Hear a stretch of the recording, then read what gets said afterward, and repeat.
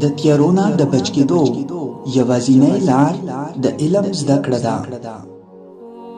ژوند د یو داسې مسایلو نوم دی چې د دې په ختمولو کې انسان اخر په خپله ختم شي، خو مسایل نشي ختم.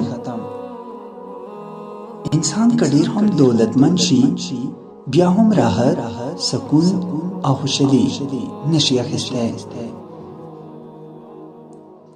بدزبانه انسان د ځان سره دوه کسان نور هم مجروح کړي. یو هغه څوک چې د چا بد بیانوي، دویم هغه څوک چې د هغې خبرې اوري. د ځمکې په مخ تر ټولو غټ بوج هغه کس دی چې بیکاره ګرځي او د ژوند د اسانتۍ لپاره لاس پښې نه وهي. مال و دولت، شهرت، ځواني، صحت، اولاد و اقتدار دا صرف د یو څو ورځو حیث، ښکلا او سینګار دی، خو نیک عمل او ښه اخلاق د همیشه حسن او سینګار دی.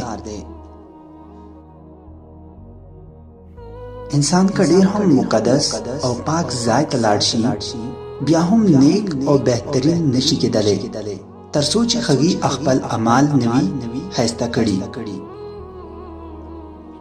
تر ټولو لوی حسن او زینت بهادري ده، او تر ټولو غټ عیب یره ده.